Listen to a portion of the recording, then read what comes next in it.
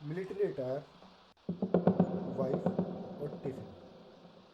कुछ ऐसा ही है हमारा आज का case. State versus Somnath Parija. ये केस अपने आप में एक रहस्य है।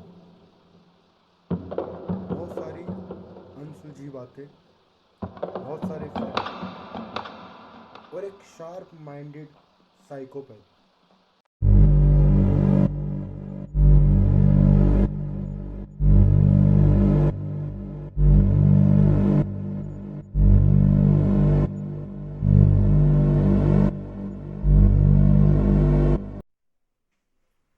Hello guys, welcome back to our YouTube channel legal knowledge. तो बात करते हैं अपने इस बड़े ही रोमांचक केस के बारे में, जो कि बहुत दिलचस्प है।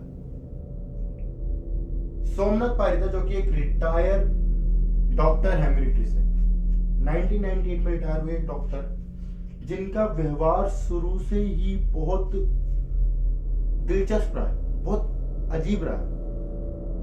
ये ना कभी किसी से इन्होंने कांटेक्ट रखा, ना ही किसी से कोई बात करते, ना किसी से मिलते हैं।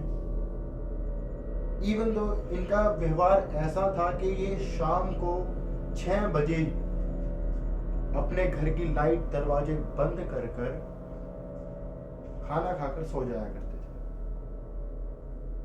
सुबह 3 बजे उठने वाले सोमनाथ पारिजा जब कोई इनके घर के बाहर अपनी गाड़ी पार्क कर देता तो उसके ऊपर बेवजह चिल्लाने लगते,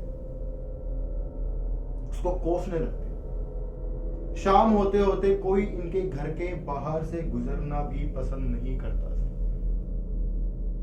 इतना दिलचस्प या इतना साइकोपैथ था इंसान, पता नहीं इसको क्या बोलेंगे। सोमनाथ पारिजा कुछ ऐसे व्यक्ति थे जिनके साथ उनके खुद के बच्चों की भी साठगांठ कुछ ज्यादा खास नहीं थी। सोमनाथ पारिजा के 2 बच्चे थे। जो उनका बेटा था वो भी एक डॉक्टर था और वो अमेरिका में सेटल था। उनकी जो डॉटर थी, जो बेटी थी, वो वो दुबई में शिफ्टेड थी। वो दुबई में सेट थी, अपने दुबई में अपना काम किया करती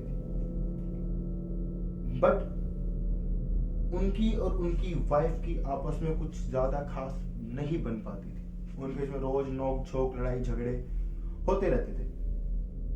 कई बार तो ऐसा होता था कि पड़ोसियों को भी उनकी लड़ाइयों की आवाज आया करती थी, उनके चीखने चिल्लाने की आवाज आया करती थी। उनके बच्चे सोमनाथ पारिजा से इतनी बातें नहीं करते थे, मगर वो अपने मम्मी से बात किया करते थे।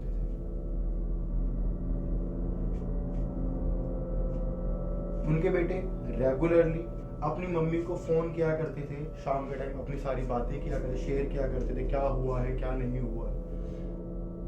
और इस तरह से ही चलता रहा 2013 तक। एक दिन सोमनाथ पारिजा के बेटे ने अपनी मम्मी को फोन किया, बट किसी कारणवश उसकी मम्मी उनका फोन नहीं उठा पाई। तो उनके बेटे को लगा कि शायद उनकी मम्मी कहीं बिजी होंगी, कहीं बाहर गई होंगी, तो इसलिए शायद उन्होंने अपना फोन नहीं उठाया। उसके कुछ घंटों बाद जब उन्होंने दोबारा फोन किया तो उसकी मम्मी का फोन स्विच ऑफ हुआ। यहां पर अब काफी रात हो चुकी थी, तो उनके बेटे ने उनको फोन करना बंद कर दिया। अगले दिन फिर उनका बेटा उनको कॉल करता है, उनका फोन स्विच ऑफ आता है। वो रोजाना कॉल करता था और रोजाना उनका फोन स्विच ऑफ आता था। ऐसा करते करते कुछ दिन बीत गए। 1 हफ्ता 1.5 हफ्ता इस बात को हो गया कि वो अपनी मम्मी को फोन किया करता था और उसकी मम्मी फोन नहीं उठाती थी, फोन स्विच ऑफ आता था। फिर एक दिन सोमनाथ पारिजा के बेटे ने सोमनाथ को फोन किया। जब सोमनाथ को फोन किया तो ना चाहते हुए उनके बेटे ने सोमनाथ से बात की और उनसे पूछा कि मैं पिछले 19-20 दिनों से कंटिन्यूअसली मम्मी को फोन कर रहा हूं और मम्मी का फोन स्विच ऑफ आ रहा है। क्या आप मुझे बता सकते हैं कि मम्मी कहां पर है, मेरी उनसे बात क्यों नहीं हो पा रही? तो सोमनाथ पारिजा ने जवाब दिया कि तुम्हारी मम्मी दुबई गई है अपनी बेटी के पास। और उसको यहाँ से गए हुए तकरीबन 2 हफ्ते हो चुके हैं। ये सुन के उनके बेटे को संतुष्टि हुई। उनको लगा कि शायद ठीक है कि मेरी मम्मी के पास वो इंडियन नंबर है, तो शायद इसलिए फोन स्विच ऑफ आ रहा है और इसलिए मेरी उनसे बात नहीं हो पा रही है। ये सुन के वो थोड़ा शांत हुआ और उसने फोन रख दिया। अगले दिन उसने फिर से मम्मी से बात करने के लिए अपनी बहन को कॉल किया, जो कि दुबई में रहती थी। और जब उसने अपनी बहन को फोन किया और उसने अपनी बहन से पूछा कि मेरे को मम्मी से बात करनी है, मेरी मम्मी से बात कराओ, वो तुम्हारे पास आई है दुबई, तुमने मुझे बताया भी नहीं। तो उसकी बहन ने जवाब दिया कि मैं तो खुद मम्मी से काफी दिनों से बात नहीं कर पा रही हूँ, मैं उनको फोन करती हूँ, उनका फोन स्विच ऑफ आता है और मेरी उनसे कोई बात नहीं हो पा रही। ये सुनकर उनका बेटा शॉक हो जाता कि मैंने कल ही शाम अपने पिताजी से बात की और उन पिताजी ने बताया कि मेरी जो मम्मी है वो मेरी बहन के घर पर गई है, मेरी बहन के पास गई है दुबई में, और मेरी बहन बोल रही है कि वो यहाँ पे आई ही नहीं। वो किसकी बात पे यकीन करे।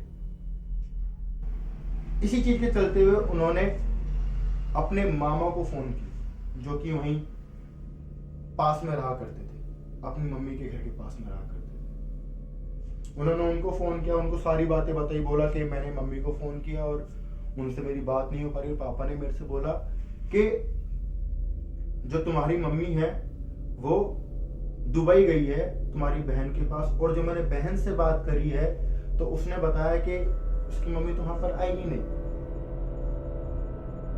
इतना सब कुछ सुनने के बाद उसके मामा तुरंत अपनी बहन के घर पर जाते हैं, वहां जाकर दरवाजे पर नॉक करते हैं, बेल बजाते हैं,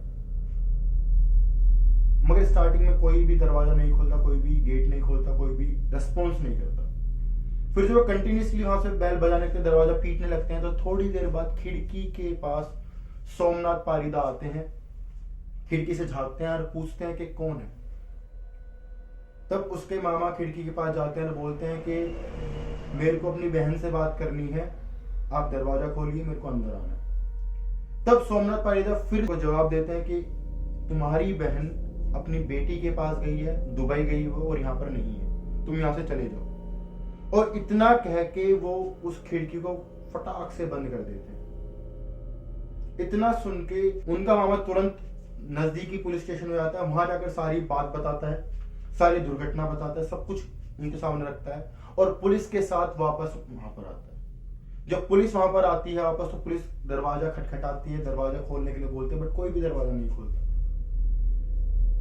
जब काफी देर हो जाती है तो पुलिस दरवाजा तोड़ के घर के अंदर जाती है। जब घर के अंदर पुलिस जाती है तो वहां जाकर सोमनाथ पारीदा से पूछा जाता है कि तुम्हारी पत्नी कहां पर है, और सोमनाथ पारीदा फिर से एक बार वही जवाब देता है कि मेरी पत्नी तो दुबई गई है अपनी बेटी के पास, वो यहाँ पर है ही नहीं। तो उससे पूछा था कि कितने दिन हो गए तुम्हारी वाइफ को गए हुए, तो बोलता है कि उसको तकरीबन 2 हफ्ते हो गए, मेरे को नहीं पता वो कहां पर है। अब स्टार्टिंग में तो पुलिस वालों को यही लगता है कि वो शायद सच बोल रहा है, बट फिर भी पुलिस वाले उसके घर की तलाशी लेते हैं, सब कुछ देखते हैं, तो उनको घर में कुछ भी ऐसा नहीं मिलता है जिससे कि वो कह सके कि शायद उनकी मम्मी उस घर में थी या उस घर में उनके साथ कुछ अनहोनी हुई है। पूरी तलाशी करने के बाद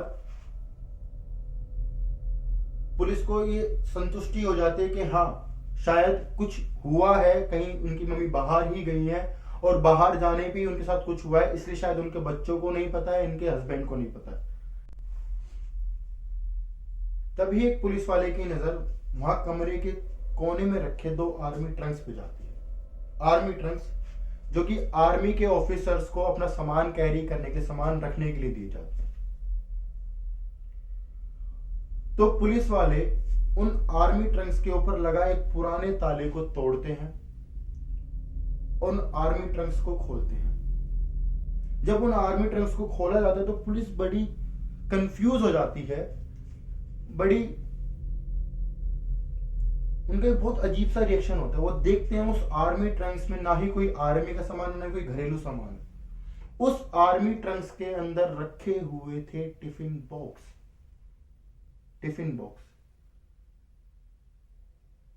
ट्रिपल फ्लोर्स टिफिन बॉक्स, जो स्टील के टिफिन बॉक्स आते हैं।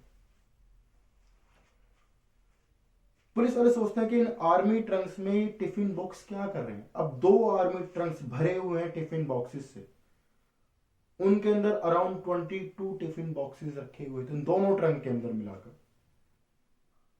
पुलिस वाले सोचते हैं कि आर्मी बॉक्स में ये टिफिन क्या कर रहे हैं।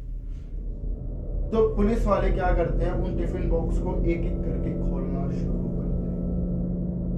अब जब वो टिफिन बॉक्स खुलना शुरू होते हैं तो एक एक करके पुलिस वालों के होश उड़ जाते हैं। वहां कमरे में मौजूद हर किसी इंसान के होश उड़ जाते हैं। कुछ ऐसा ही होता है उन लोगों के साथ भी जो इस कहानी को सुनते हैं, जिन्होंने एक किस्सा सुना हुआ है। उन टिफिन बॉक्स के अंदर ऐसा क्या है कि वो पुलिस वाले इतने हैरान हो जाते हैं। उन टिफिन बॉक्स के अंदर कुछ और नहीं बल्कि सोमनाथ पारिदा की वाइफ के टुकड़े थे। जी हाँ, सोमनाथ पारिदा की वाइफ के टुकड़े। 22 टिफिन बॉक्स और एक औरत की लाश उन टिफिन बॉक्स के अंदर। सोचिए कितना क्रूर, कितना साइको होगा वो इंसान जिसने अपनी बीवी को मारकर उसके छोटे छोटे टुकड़े कर कर उन टिफिन बॉक्सेस के अंदर रख दिया। उन टिफिन बॉक्सेस के अंदर रखा। पूछने के बाद पता लगा कि सोमनाथ पारिदा ने अपनी वाइफ के 300 छोटे छोटे टुकड़े करके उन टिफिन बॉक्स के अंदर डालकर उनके ऊपर कुछ केमिकल डाला ताकि उसमें से स्मेल ना आए और उनको पैक करके उन ट्रंक्स के अंदर रख दिया। अब जब पुलिस वालों ने सोमनाथ पारिदा से पूछा, बताया कि उस रात को उसकी वाइफ बड़ी ही पागलों की तरह हरकत कर रही थी, बड़ी ही बेचैन थी और वो अपना सर दीवार से और जमीन से पीट रही थी और बोल रही थी कि मैं मरने वाली हूं और मरने के बाद मेरी समाधि मुंबई में स्थित शिरडी वाले साईं बाबा के पास बनाई जाए। तो पुलिस वालों ने पूछा कि जब वो ये सब कुछ कर रही थी तो तुमने किसी को बताया क्यों नहीं? जब वो मर गई तो तुमने किसी को फोन करके बताया क्यों नहीं कि मेरी वाइफ मर चुकी है या फिर तुम्हारी मम्मी मर चुकी है?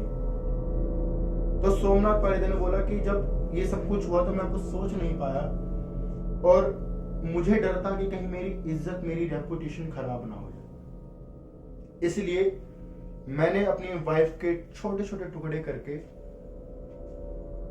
इन बॉक्सेस के अंदर, इन टिफिन बॉक्स के अंदर पैक कर दिया और कुछ दिनों बाद मैं इन सब बॉक्सेस को अपने साथ लेकर जाता मुंबई और वहां पर जाकर इनको शिरडी वाले साईं बाबा के साइड में इनकी समाधि बना देता, इनको वहां दफना देता।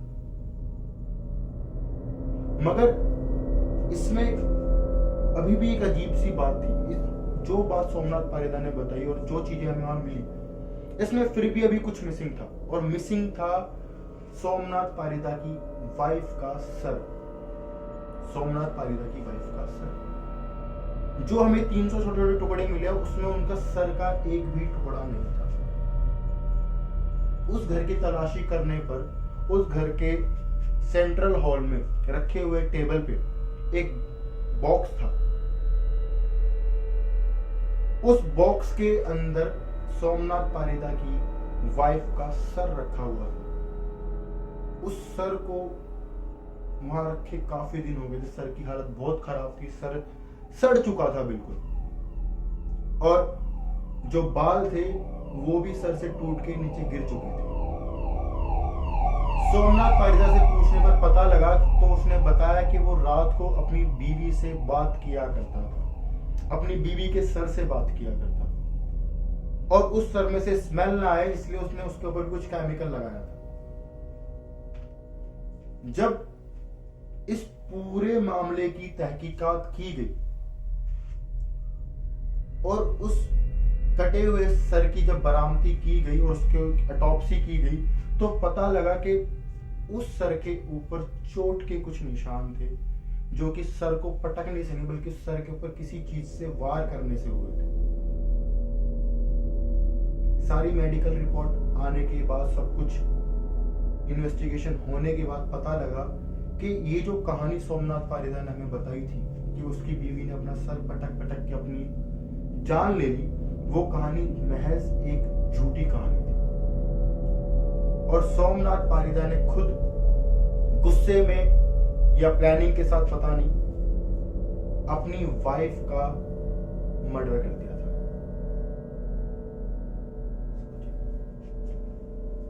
सोमनाथ पारीदा अब जेल में है। मिलते हैं अगली कहानी में इसी चैनल पे, लीगल नॉलेज। नमस्कार।